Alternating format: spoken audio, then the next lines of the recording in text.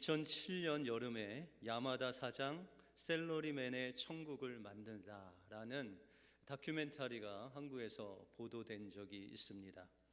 미라이 공업이라는 이 회사는 그 당시 구조조정과 성과주의의 기업이 만무할 때에 그것들을 다 지키고 유토피아 회사, 유토피아 경영이라는 새로운 방식으로 회사를 경영하는 그런 회사였습니다.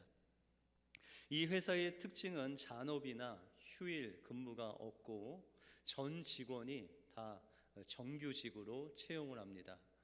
우리는 보통 요즘은 40대 후반이나 50대 되면 명퇴도 있고 또 자리가 없어질 때도 있는데, 이 회사는 70세까지 다 고용을 해서 70세까지 자신들이 계속해서 정규직으로 있을 수 있도록 그런 정년을 70세로 그렇게 정해놨다고 합니다.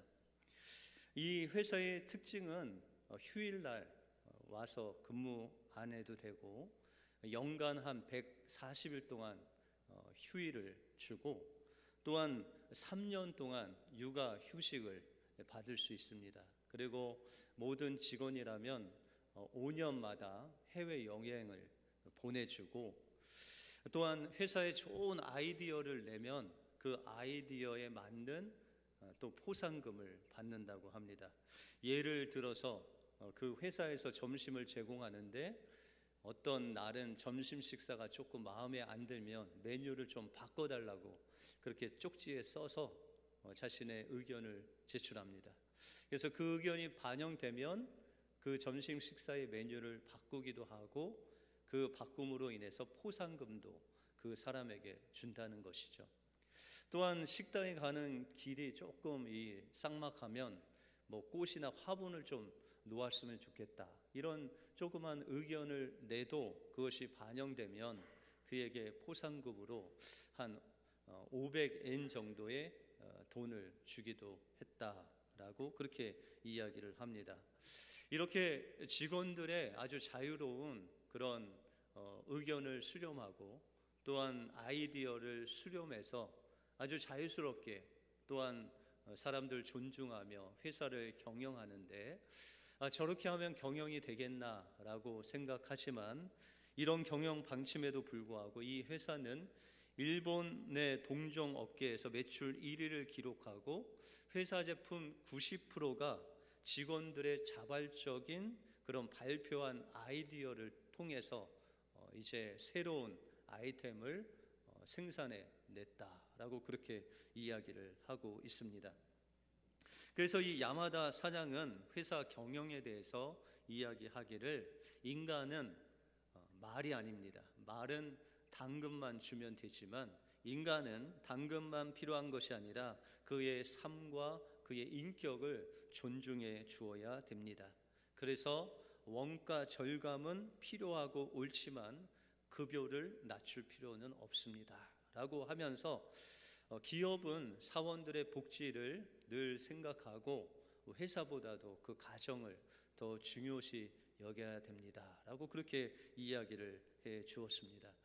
이렇게 이 회사는 직원들에게 그런 동기부여를 해주고 그들을 또 소중히 여겨주고 그들의 아이디어를 소중히 여겨줌으로 인해서 늘 그 마음이 회사에 왔을 때 부담스러운 것이 아니라 오히려 행복하다라는 이야기를 할 정도로 그런 소중히 여기는 회사의 특징이 그것의 장점이다라고 말할 수 있다는 것입니다.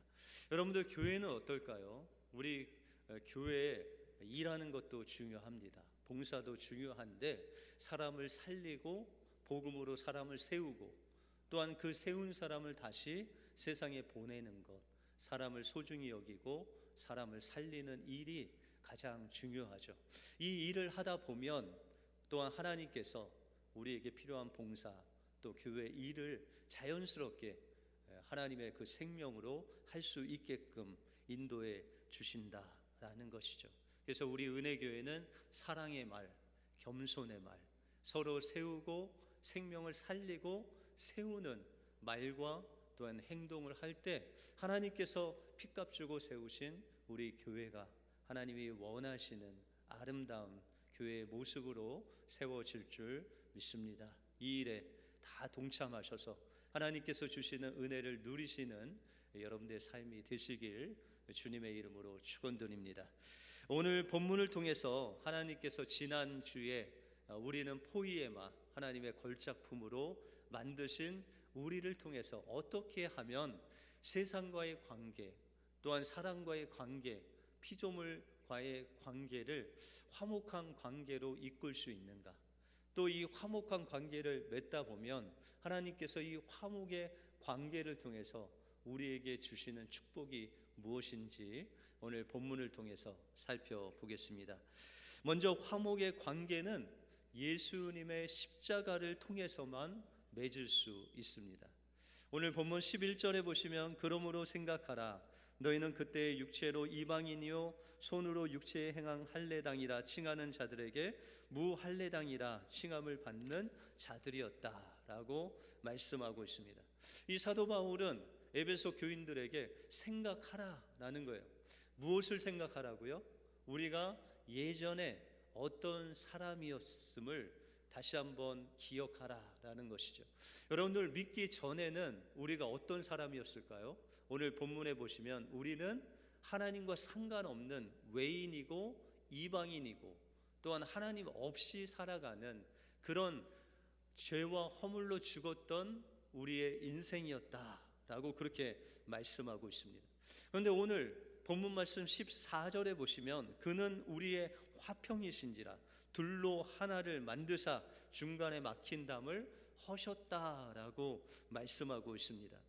이와 같이 하나님과의 관계가 깨져서 죄와 허물로 죽어서 이 세상에서 생명력 없이 살아가는 우리를 하나님과 우리를 이 둘을 하나로 담을 허셔서 화목의 관계로 만드셨다라고 그렇게 말씀하고 있습니다.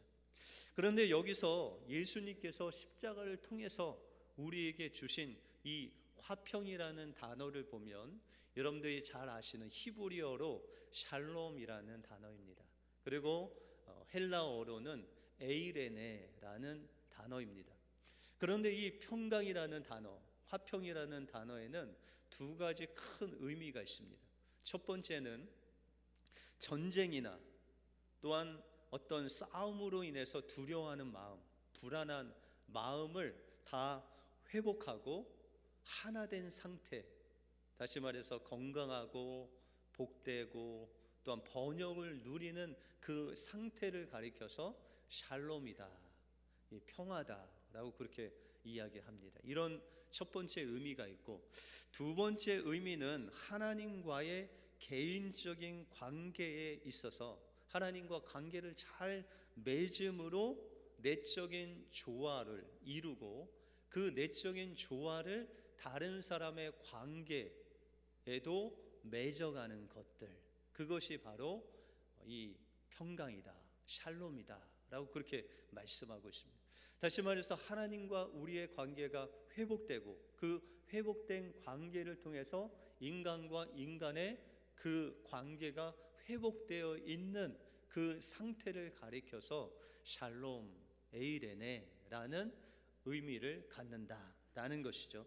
오늘 본문에 나오는 예수님께서 그 십자가를 통해서 우리에게 주신 그 화평은 바로 두 번째 의미인 하나님과의 관계가 십자가로 회복됨으로 말미암아 그 회복된 관계를 통해서 다른 사람과 화평한 그 관계를 누리는 축복, 그것이 바로 화평이다라고 말씀하고 있다는 것입니다.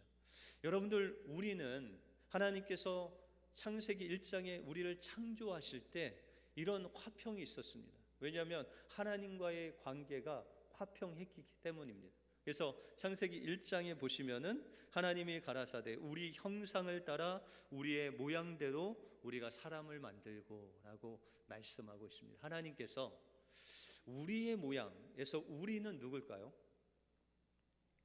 거기는 삼위일체 되신 성부와 성자와 성령 삼위일체 하나님을 가리켜 우리의 모양대로 사람을 만들자. 그러면은 이 사람은 누구를 닮게 만났을까요?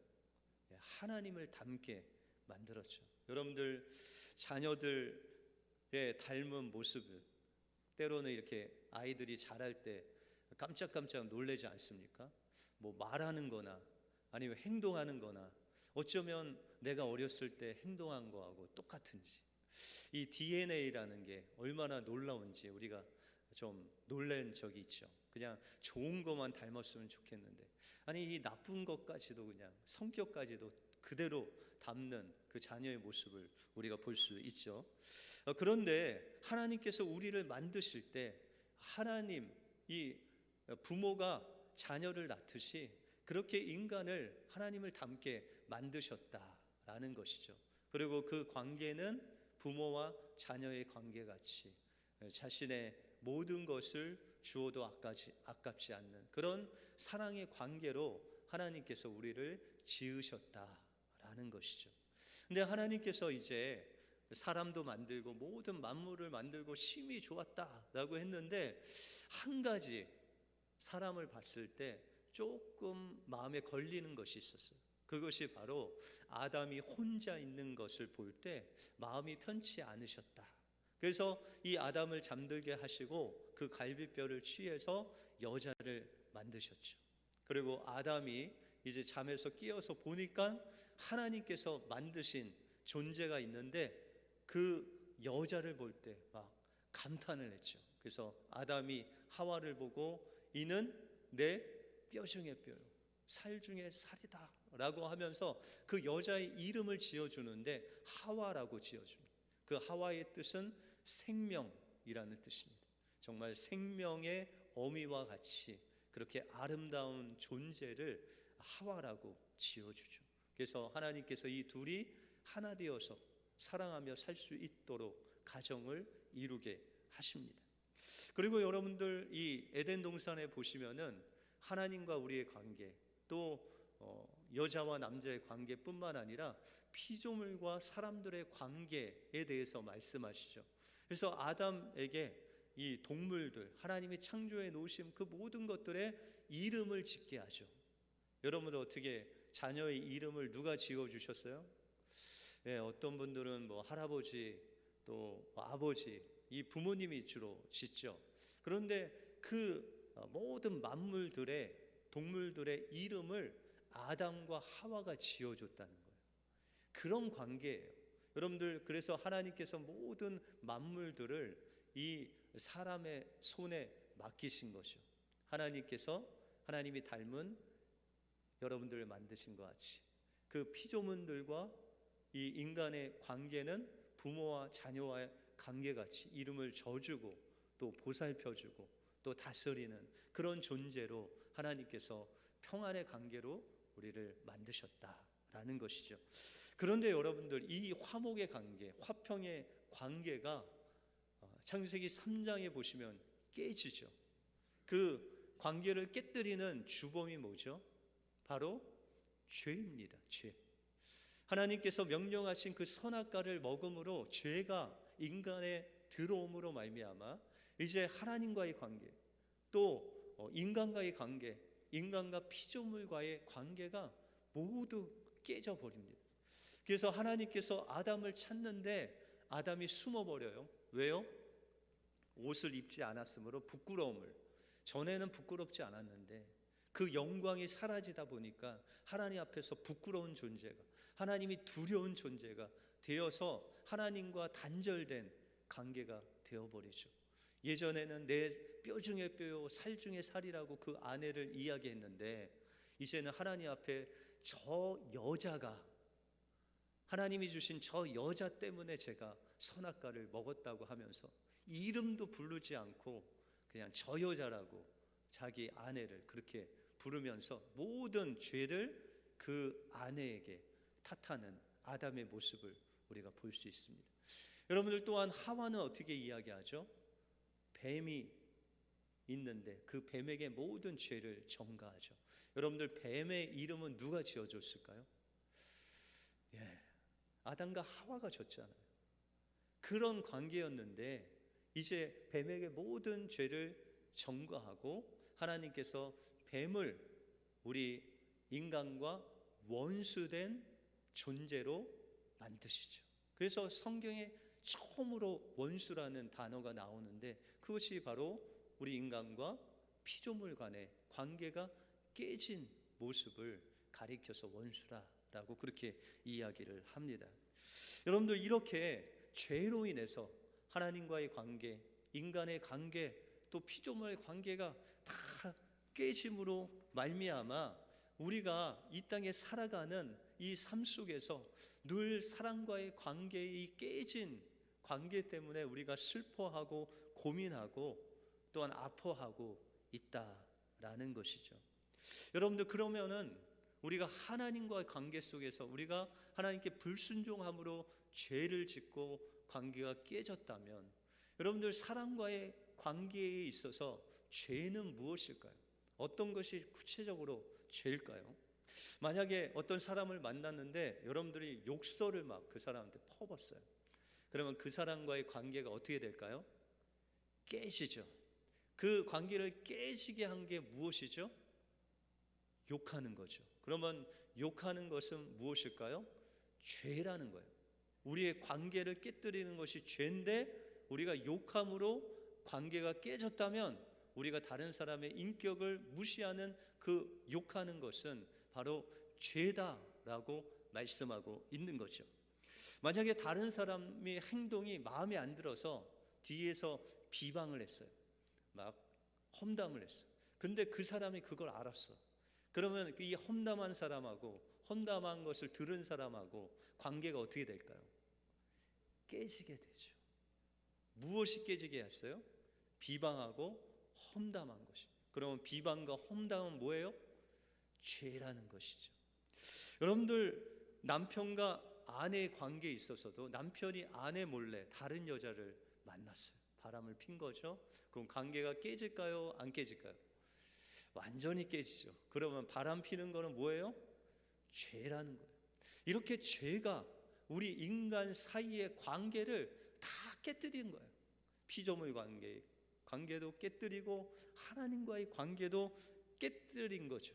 그런데 오늘 16절에 보시면 이 죄를 해결할 수 있는 방법이 나오는데 또 십자가로 이 둘을 한 몸으로 하나님과 화목해 하려 하십니다. 원수된 것을 십자가로 소멸시키셨다라고 말씀하고 있습니다. 그러면 이 죄의 문제만 해결하면 우리가 하나님과의 관계가 회복되고 인간과 인간의 관계가 회복되고 인간과 피조물의 관계가 회복되는 놀라운 역사가 일어나는데 여러분들, 그것이 예수 그리스도의 피로 말미암아 죄가 소멸되고 죄를 대속하셨다라고 말씀하고 있다는 것입니다. 그러면 우리가 인간과의 관계에 있어서 남을 용서하고 미워하지 않고 또한 사랑할 수 있는 방법은 뭐죠?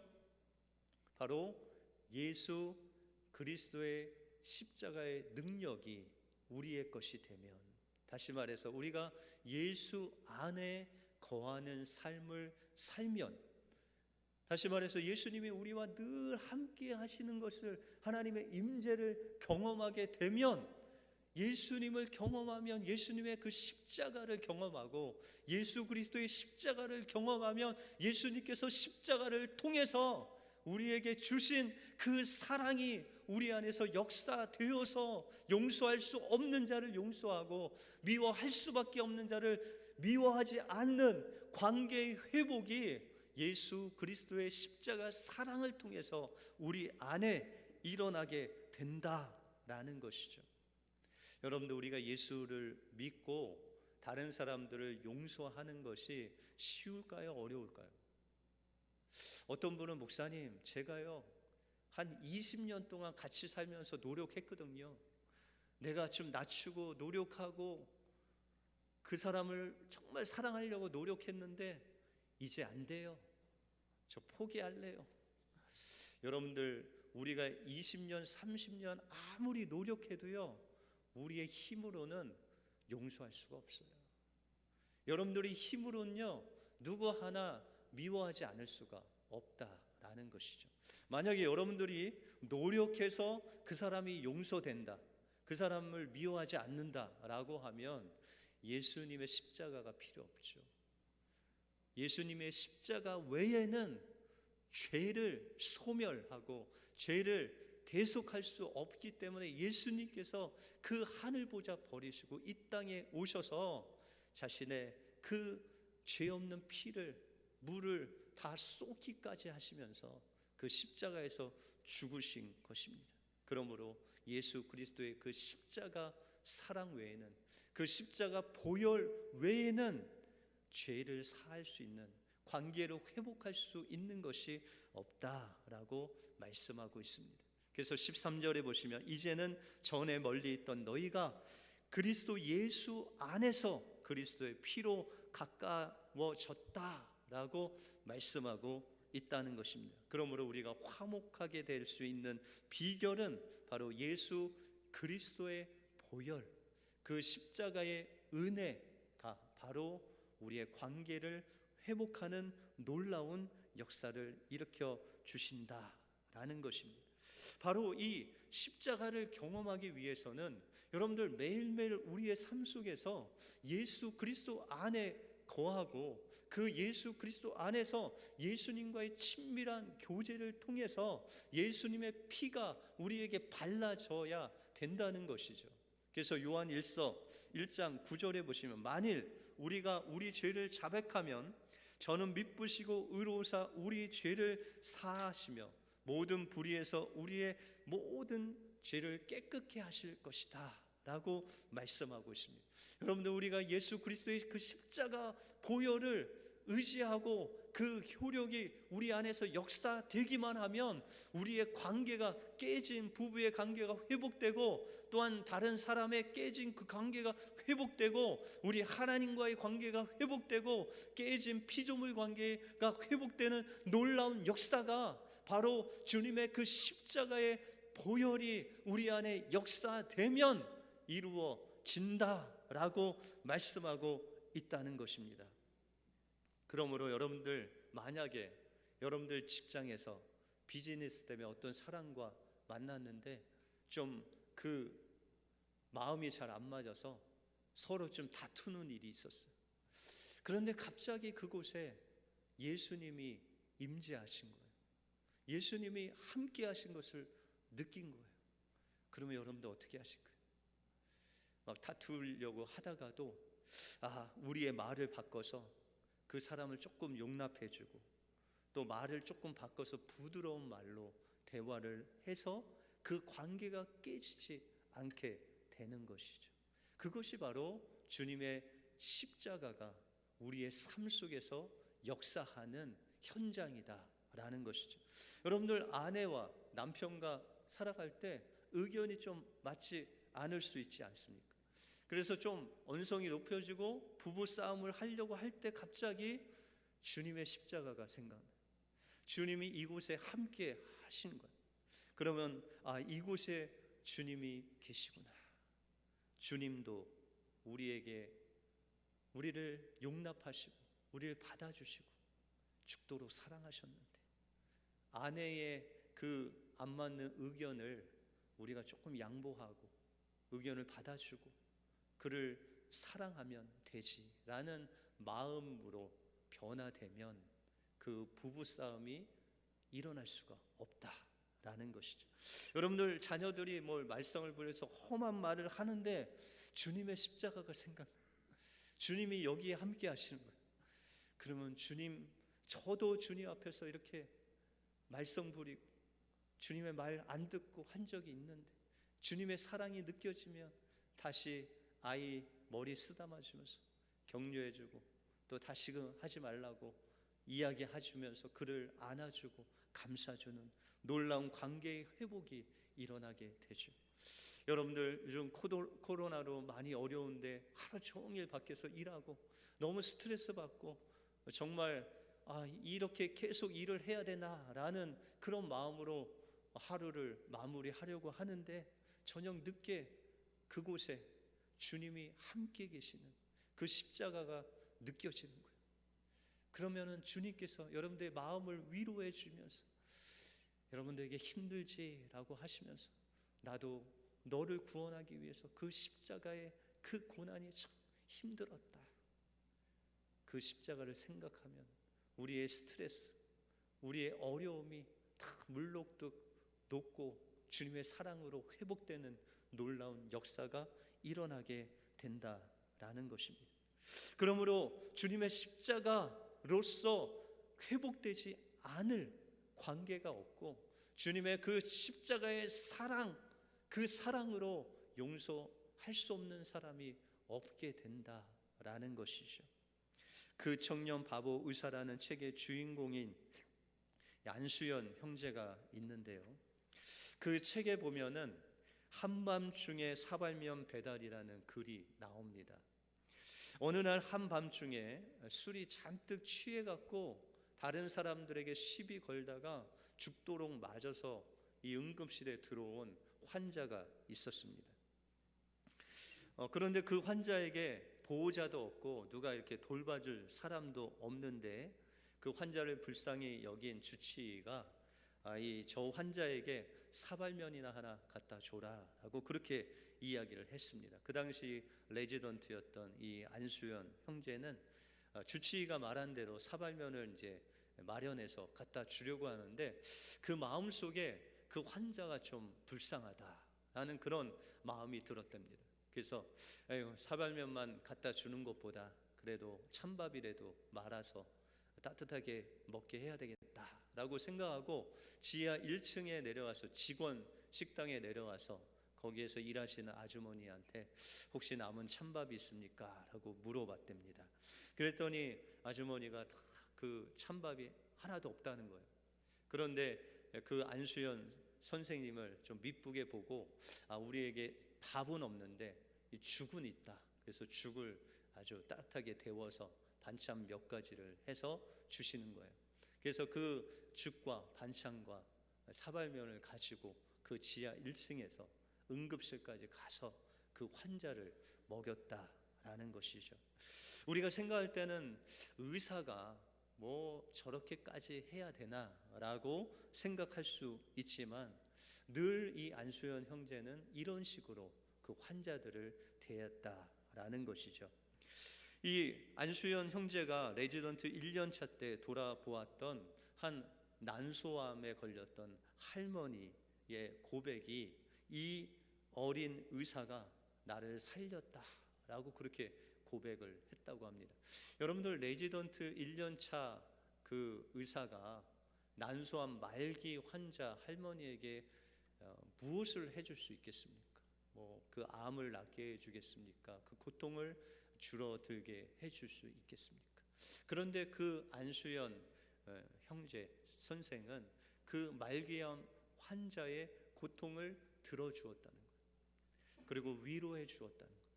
그리고 그 고통 속에서 있는 그 할머니를 위해서 기도해 주고 또한 예수님을 통해서 그에게 소망을 전달해 주었다라는 것이죠.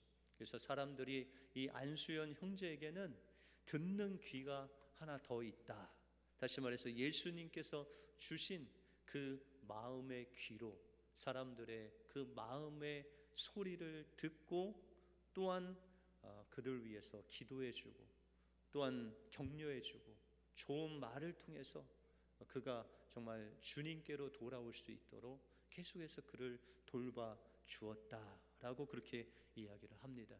그는 일과가 끝난 후에도 병실 환자를 만나서 많은 대화를 나누어 주고 심신이 지치고 믿음이 약한 자에게 위로와 또한 용기를 주고 교회를 쉬고 있는 분들에게 다시 신앙을 권하고 또 예수님을 모르는 사람들에게 복음을 전하고 또한 이제 태어나서 그래도 집에서 이렇게 가료를 하고 있는 어린아이, 그 소아암 걸린 아이에게 그 생일에 케이크를 갖고 찾아가서 생일 파티를 해주고 자기의 개인 시간을 들여서 이 환자를 돌보는 그의 모습이 바로 예수님의 모습이었다라고 많은 사람들은 그가 하늘나라에 간 지 10여 년이 지난 지금에도 이야기하고 있다라는 것입니다.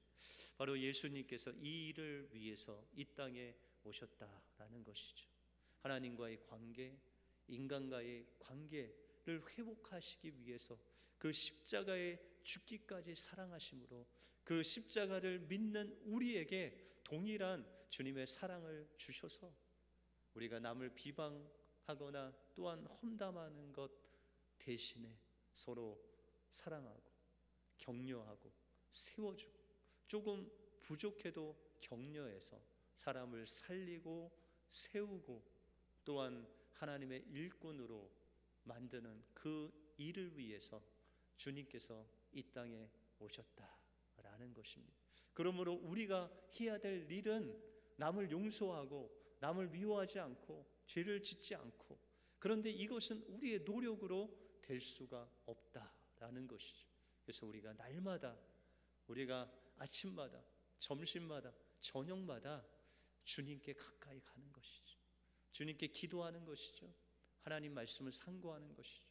그러면 우리의 삶의 순간순간마다 죄가 역사하는 그 순간에 하나님께서 임재하여 주셔서 그 십자가의 사랑을 다시 한번 생각나게 하시고 기억나게 하셔서 하나님의 그 사랑으로 남을 용서하고 또한 미워하지 않고 세워주고 격려하는 놀라운 사랑의 역사가, 이 화평의 역사가 일어날 줄 믿습니다.